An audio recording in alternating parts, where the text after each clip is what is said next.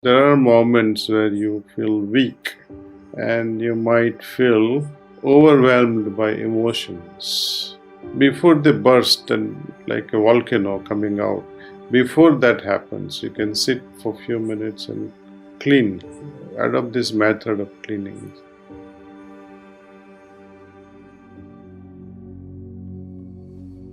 What are we cleaning? We are cleaning the impressions that we gather during daytime, during our daily activities. So, what are these impressions? How do we anyway gather them? According to Newton, every action, in this case, psychologically, every thought or action, has equal and opposite reaction. It may be true in the physical world, but when it comes to inner realms, the action that we perform need not have equal reaction to it. Either it may have zero reaction or it can respond with infinite potential, infinite amount of reaction to it. How? Suppose someone is passing towards whom you are attracted. It's a simple phenomena. Some person is passing, but you are so attracted, you remain bewildered by that person's personality, and you keep thinking about that person. This is impression. This is how we gather this impression, and this is how we form our destiny as well. So thus, we see that sometimes we look at a person and fall in love instantly, or a lover once gives you such a look, and then you say, "Oh, why is he looking at me like that?" And you might say, "Oh, I don't like this." What is this all based upon? Subliminal influences that we carry in our consciousness. We call these influences impressions or samskaras. So here, where the cleaning process comes into picture, we like to perceive things as it is, as real as it could be. With the help of cleaning process, we are able to come to an inner state which will remain non-judgmental, which will somehow efface the influence of certain impressions. When we remove such an impact of memories, when we unload ourselves from such emotional burden, which is what keeps us bound to a certain patterns of thoughts, perception, emotions, and behavior. This brings objectivity and clarity to our perceptions. Cleaning. We need to remove these filters of impressions. This is not just a psychological phenomenon. It also prevents our spiritual expansion because impressions represent vibrational pattern in consciousness which have become fixated.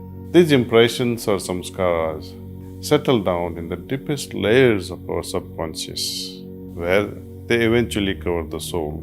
They separate us from the most essential element of our being. As we accumulate more and more of these impressions, this network becomes denser and it starts to resemble the layers of that what we find in geological sedimentations. Like geology, it becomes a record of our past.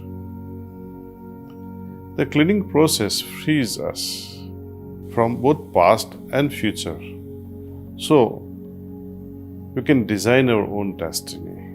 I'd like to share with you an example of a master gardener.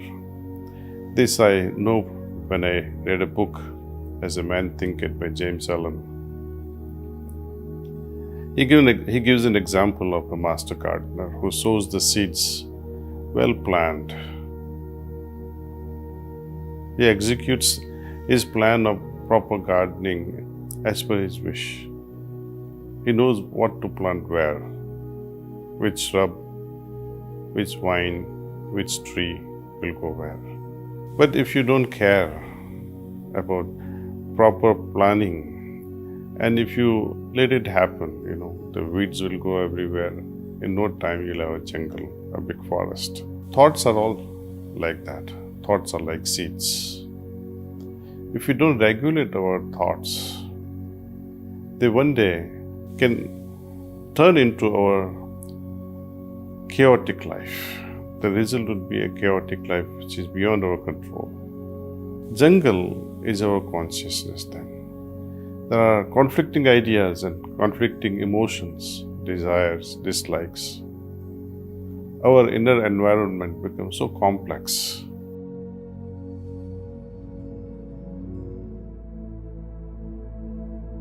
Just like meditation,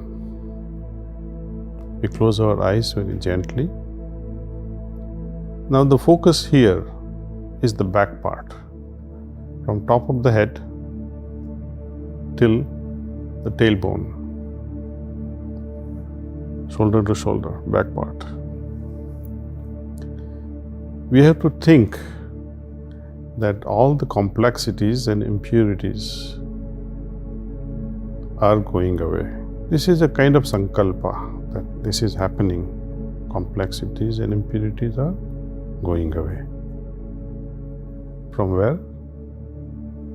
From this backside. From top of the head till the tailbone. Imagine that and think that they are going from that backside. And how? Think that they are going in the form of smoke. So, let us rethink this process, what we are doing. We are simply making a sankalpa or a suggestion that all complexities and impurities are going away from my backside in the form of smoke. If you are settled with this much, I would like you to do one more thing. Accelerate this process. Now gently add next element to this cleaning process. Imagine the light is descending from above. It is entering from the front side of your system and passing through the entire system, entire body, going out from the back side now, helping us remove these complexities and impurities. This light in turn is helping me fill up the vacuum left behind by the removal of complexities and impurities.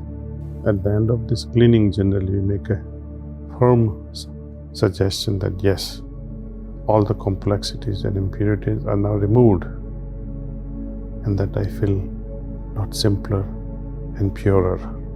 So, now you know how to do cleaning.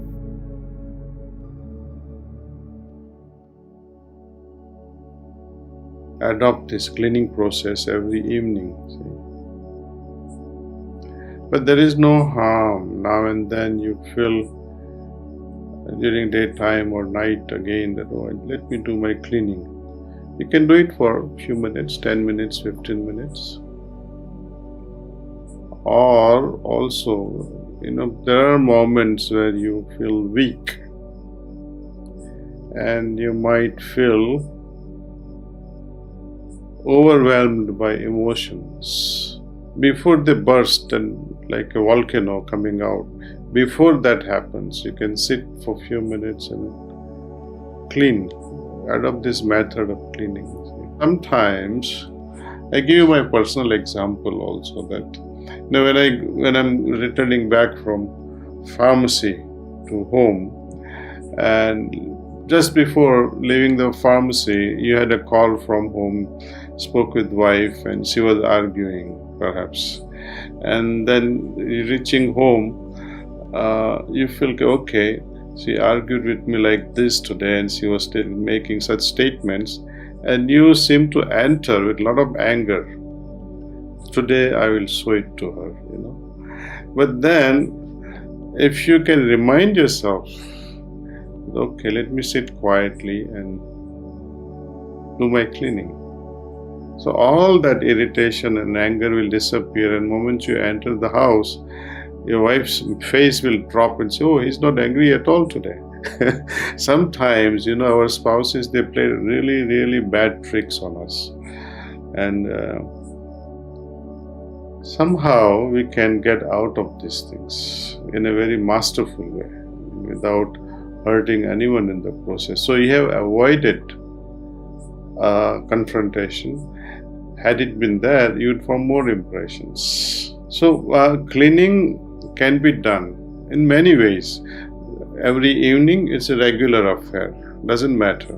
Second thing is where you happen to anticipate emotional burst. You can do it before only, so that you can salvage the situation, you can prevent the catastrophe. Third situation is where, I just example, you go to an Italian restaurant, you had a lunch with your colleagues and some business people, and somehow, the tomato sauce gets to your shirt. Would you walk around with the white shirt with tomato ketchup or tomato sauce on your shirt and show to the world, look at this lunch, in this Italian joint? No. And if you keep it long enough, you will not be able to clean it well. The stain will remain. But if you clean it immediately, the stain can be removed and it will not last as a permanent mark. Same thing happens to our psyche. Yesterday only I was listening to Panchatantra story for my granddaughter. There was once a very rich man and he had a son. He was brat. He was not working out at all. He was an extremely lazy person. Most rich people have this problem. Lazy children. There may be exceptions, so I'm sorry if I hurt anyone. But this is in general. So he took his son to a wise man. And this wise man says, okay, send your son to me. I will fix him up. So he did. Son goes to the wise man, and wise man says, okay, go lift this plant up, uproot it. It's a small shrub, so he could do it very easily. Then he sends it to a little bit more grown up tree. So why don't you pull this one out? He had difficulty pulling this one out.